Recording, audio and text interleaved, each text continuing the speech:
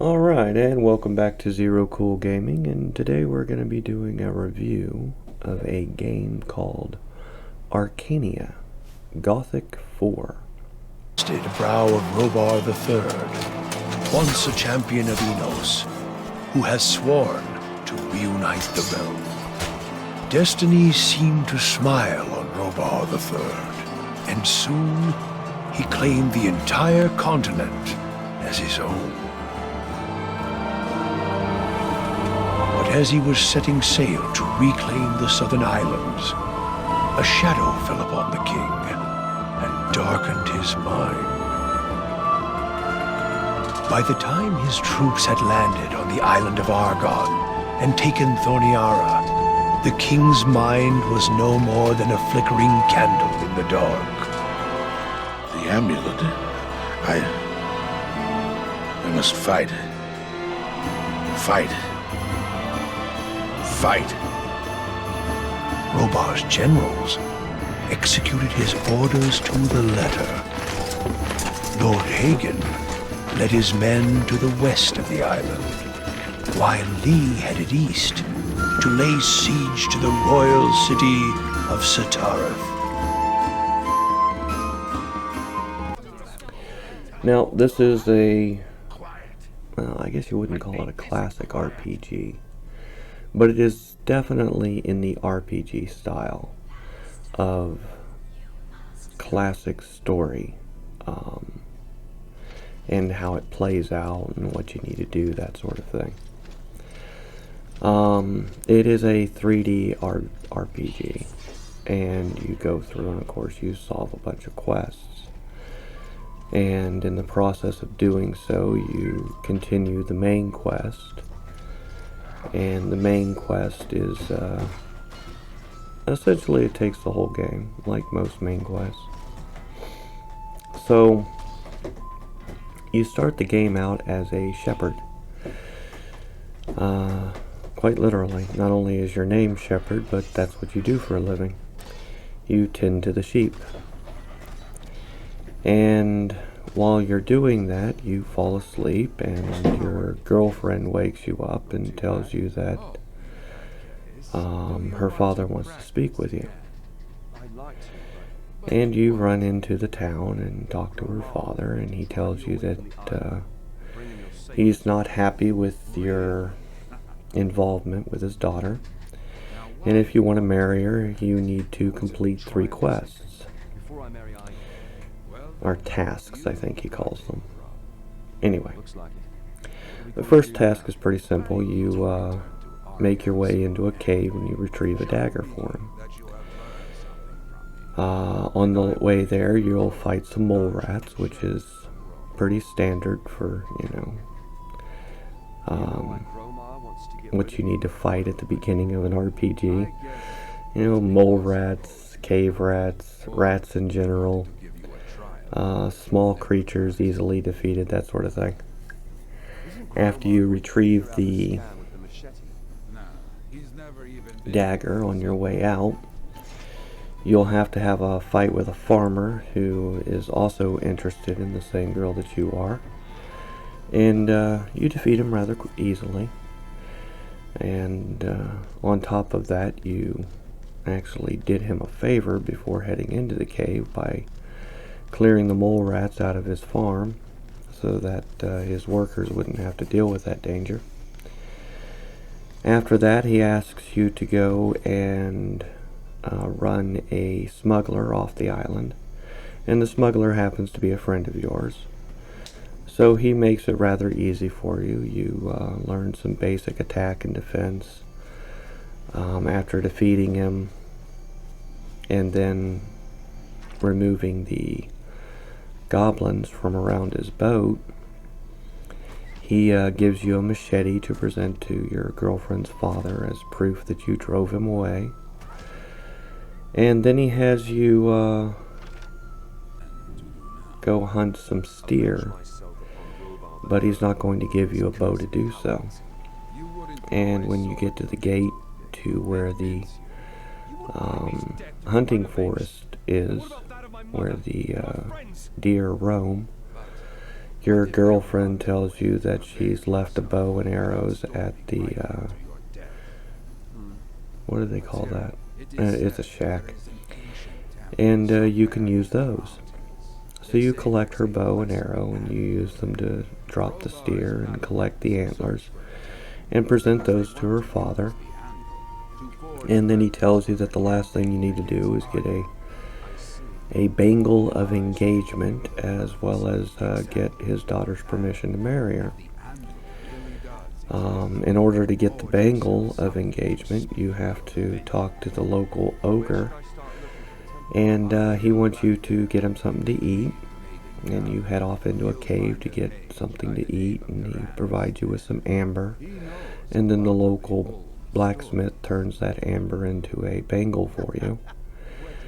And while he's doing that, he informs you that your girlfriend's pregnant, and that she'll definitely say yes when you ask her to marry you. After you do present her with the bangle and ask her to marry you, and she agrees, excuse me, she tells you that she would like to head off to the mainland, because you're on an island, and have an adventure before she gets pregnant and has to take care of her, before she's as round as a basketball and has to take care of kids. She would like to go on one last adventure.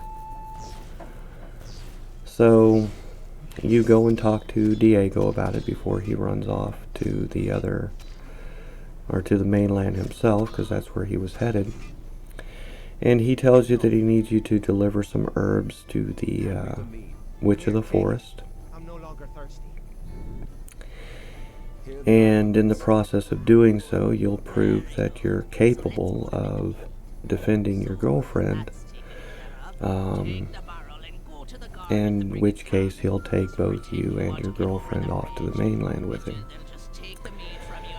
So you agree to deliver the herbs, and you head off into the dark forest, and you gotta fight some more like wolves and more goblins, more powerful goblins that actually have armor and things like that on, better weapons. And eventually you make your way to the shack of the witch, and she tells you that she's known you her whole life, and that you are not your mother's child, that you were found on the beach after a great storm, and that there is magical ability buried within you, and it needs to be awakened. And when she goes to awaken this ability within you, you pass out for a few hours, wake up, and she tells you that you need to use the scrolls that she's providing you to clear the caves of the dangerous vermin.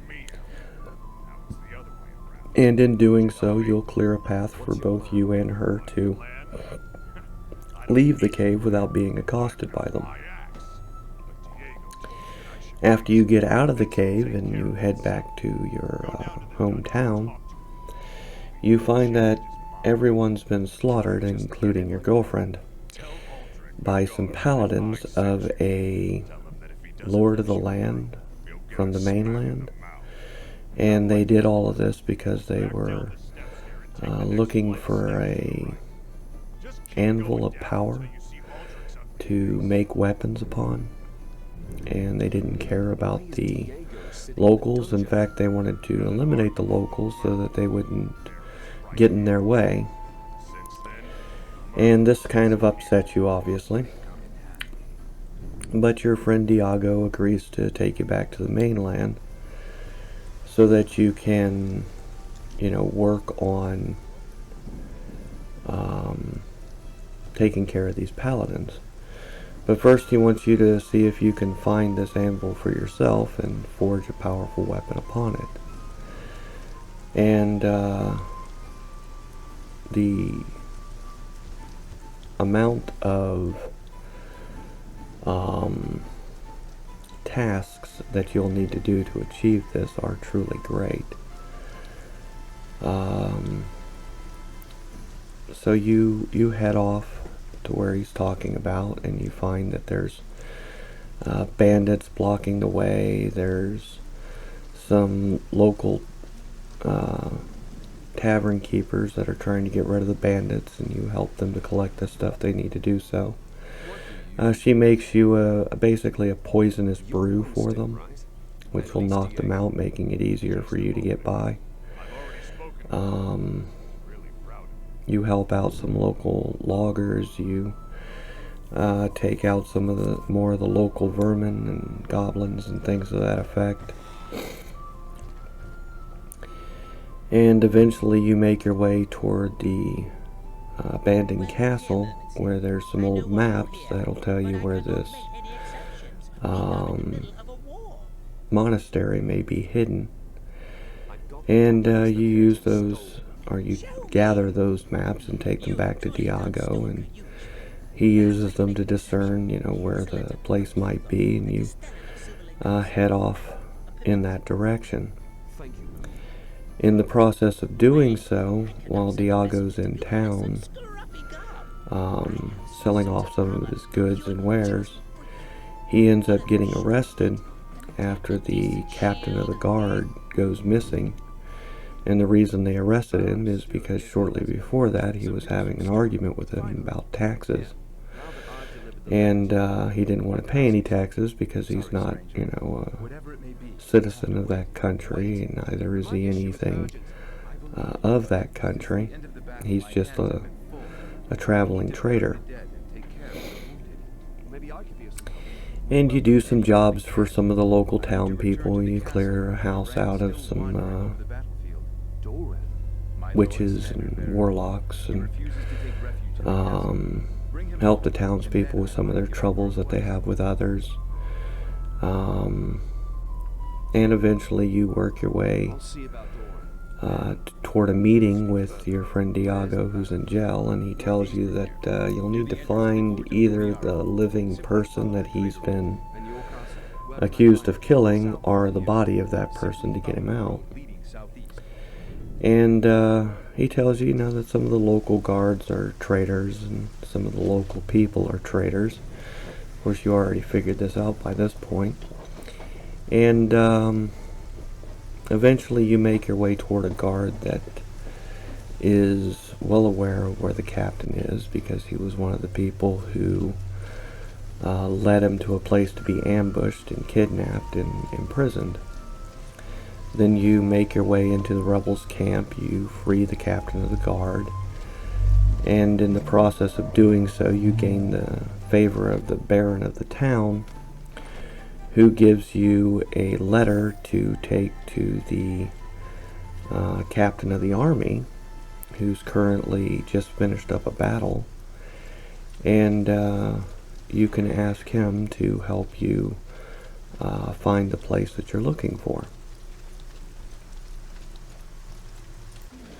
So when you finally make your way to the next castle where the archive is actually located, you find that the baron of that castle and town has gone missing since the battle.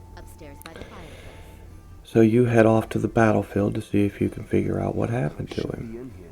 When you get there, you learn that a landslide created by the paladins ended up killing not only a lot of the men of the barons, but the enemy as well, meaning that the paladins killed their own men. When this landslide occurred, a giant demon head slid down the mountain, and it scared off those that remained. One of the gentlemen who is wandering about the battlefield is looking for his son, and you find him for him. And in doing so, he informs you that there's a possibility that the Baron himself has been captured by some local orcs. So you head off to see if that's true. And in the process of doing so, you find that the orcs themselves are having an internal civil war over who's going to be the chieftain of the orcs in that area. And you need to save the son of the current chieftain. After doing so, they inform you of how to make your way to the campsite of the other orcs. When you get there, of course, they want some things done as well before they let you in.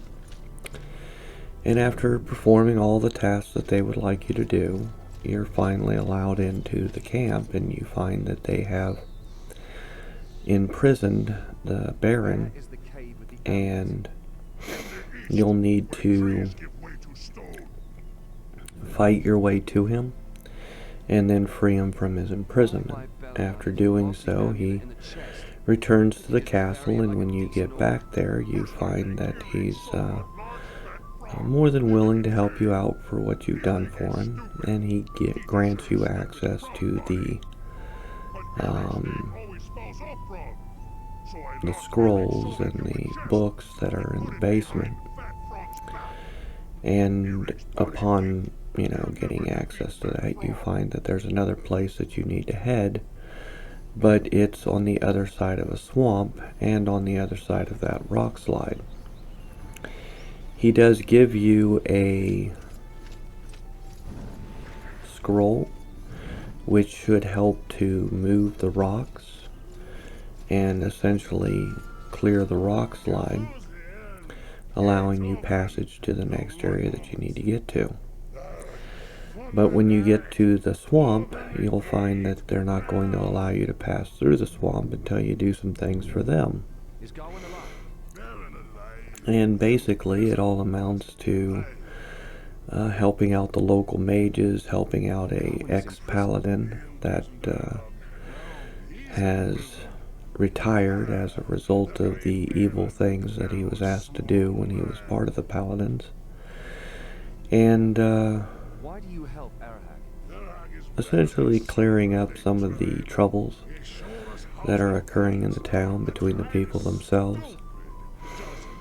And at some point, in order to gain an audience with one of the Grand Masters, the mage that is beneath him wants you to help her restore an ancient statue that once held a lot of magical power, so that she can continue her worship of this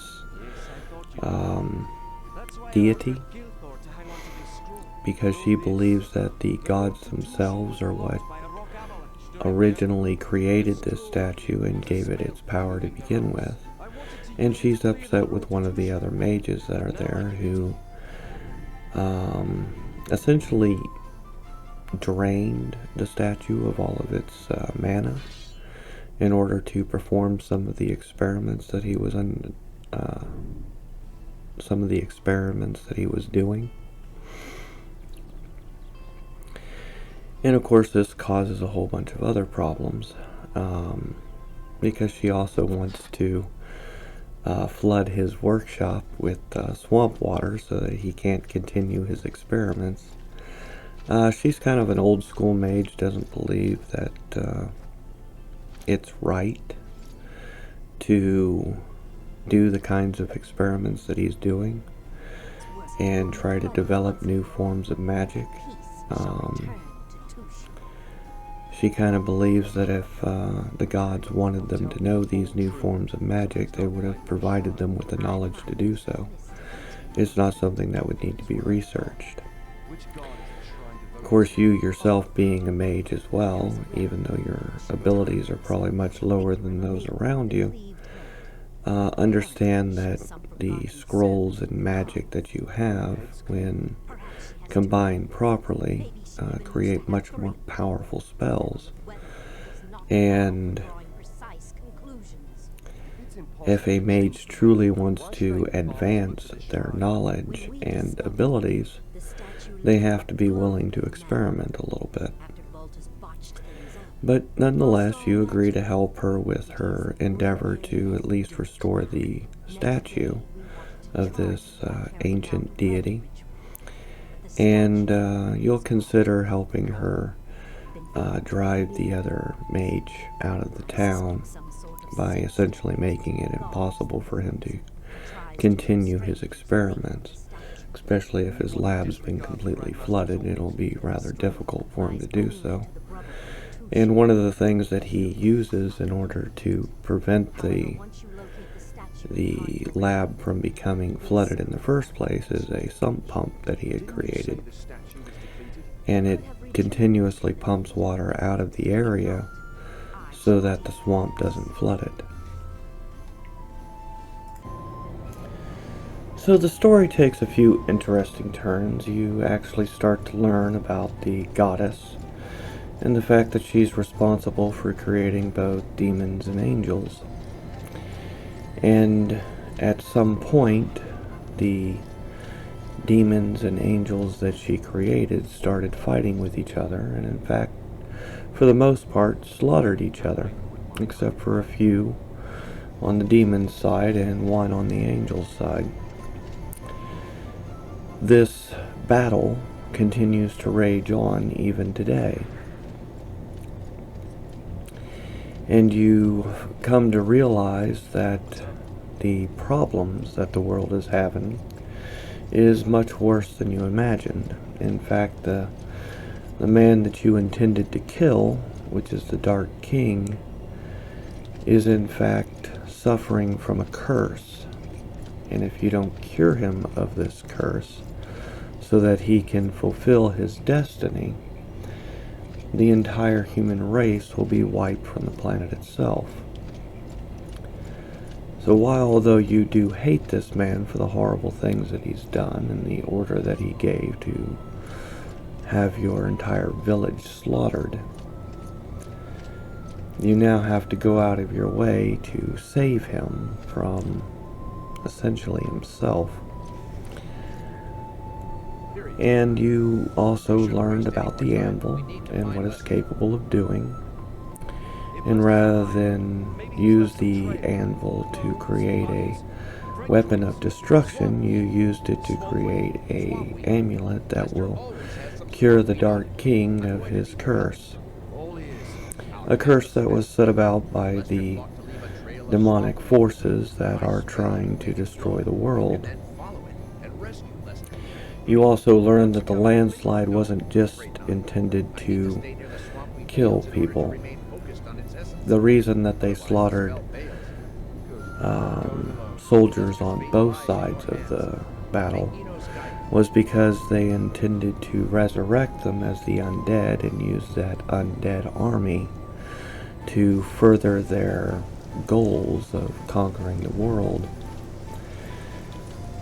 And they do a pretty decent job of it with their undead army. They end up taking over another castle town, a town that you need to get through in order to make your way to the Dark King. But the castle itself is warded off to prevent the undead from overtaking it. So you take on several quests to find a way into the castle, and by solving each of those quests, you give the people 3 different opportunities and ways in, therefore ensuring that at least one party does make it through.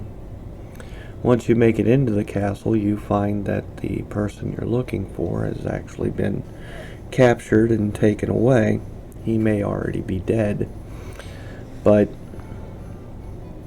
the king's lead spy tells you that there is a chance, and she informs you of how you can make your way to the arena where all of these men have been taken, in an effort to see if not only he's still alive, but whether or not you can actually rescue him. And you head your way to the arena.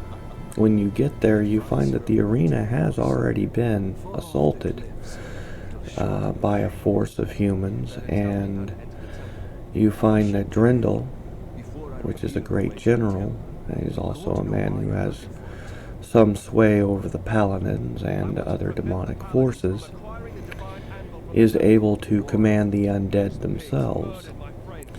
And it was the undead that subverted the forces that meant to retake the arena, and those who didn't die immediately were imprisoned. So you help those who were imprisoned escape their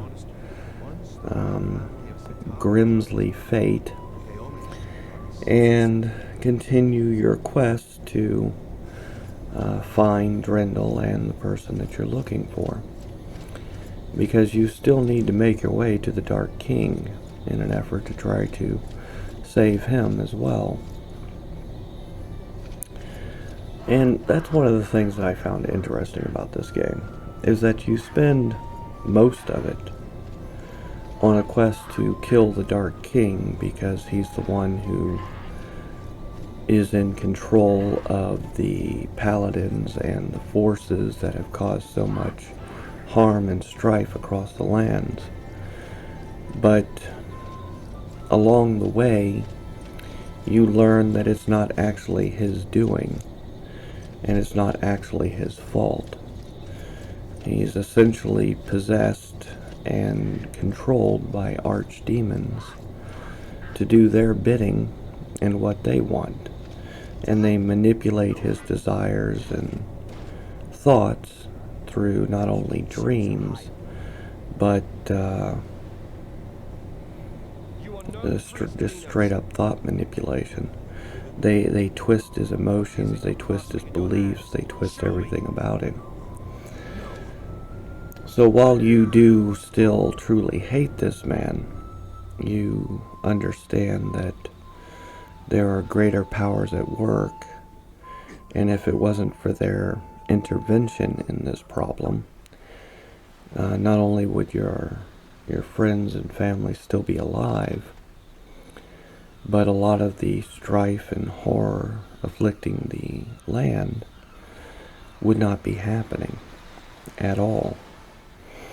They're simply using him as a convenient tool to carry out their own desires, their own wants, their own agendas. And of course, that's the real threat that needs to be stopped. So, as you continue to make your way toward the king, you're told by a powerful mage that you need to make your way to a burial site of an ancient hero first to retrieve a relic. And this relic will help free the king's mind for a time. And after doing so, you'll learn what you need to do in order to free the king from his possession. So rather than taking your vengeance out at the time, you decide that it would be a good idea to head to this burial site and retrieve this relic. After doing so, you head back to the arena and take on the arena's champion. And in doing so, you win an audience with the king. Once you're in front of the king, you tell him that he needs to place the artifact on his head, and in doing so, you do free his mind for a time.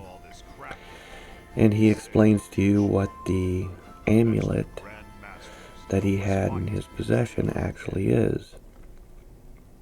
It was a means of binding a very powerful archdemon, and because he went gallivanting across the world in an effort to conquer it and free the people, rather than doing what he was supposed to, which was take the amulet to a monastery so that they could reconstrain the archdemon contained within it, he ended up getting possessed by the archdemon as a result. So then you have to fight your way through a bunch of cultists and work on several different means of removing the barriers that have been placed by them and others to protect the amulet. But eventually you do bring down the barriers and you're able to collect the amulet. And then the powerful mage appears before you again, telling you that now that you have the amulet in your possession, It's still not complete. It's actually only one part of a larger piece. And he asks that you come to his tower in order to obtain the larger piece of the amulet in which it is supposed to be contained within.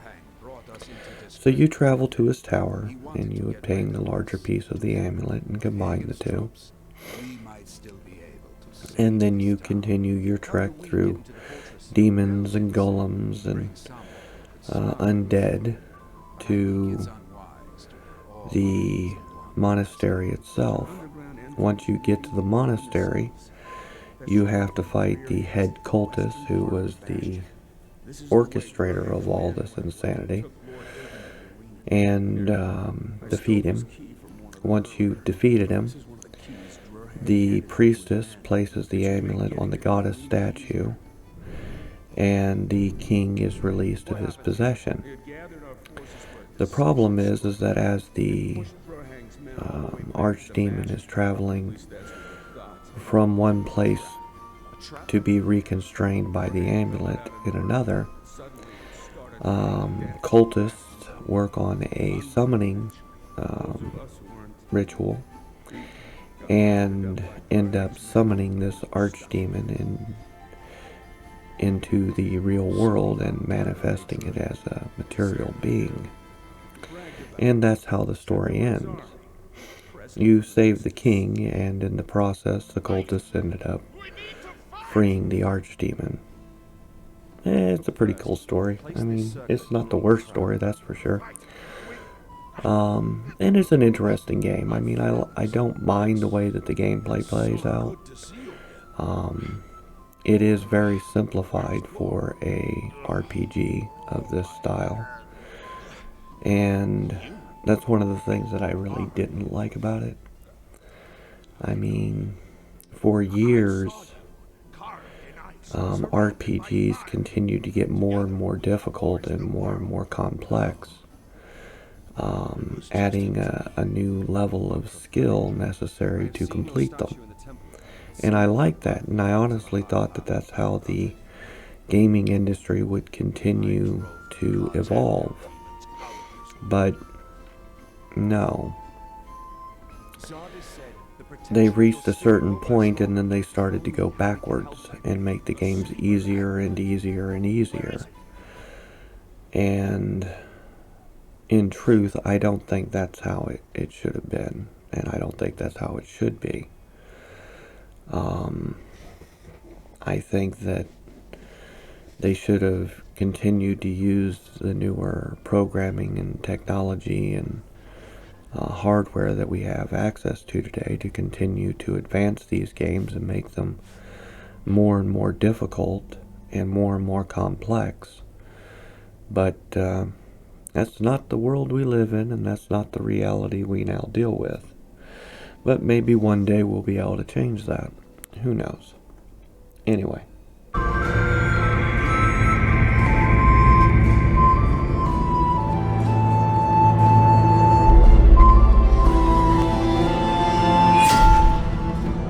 The prophecy of the No Siren is fulfilled.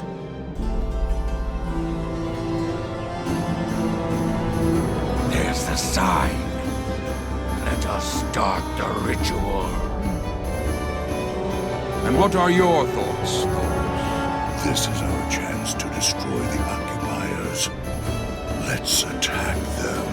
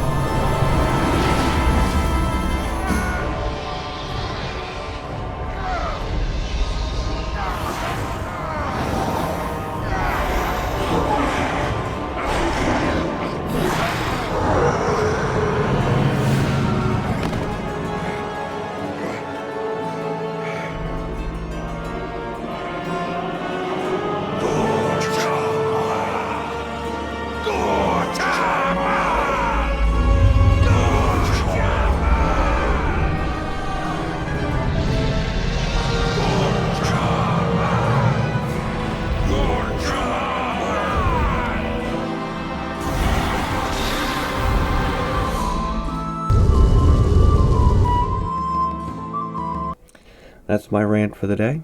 I hope that you enjoy the rest of yours. If you could hit the like, subscribe, rumble, follow buttons, all that does help. And I will talk to you later.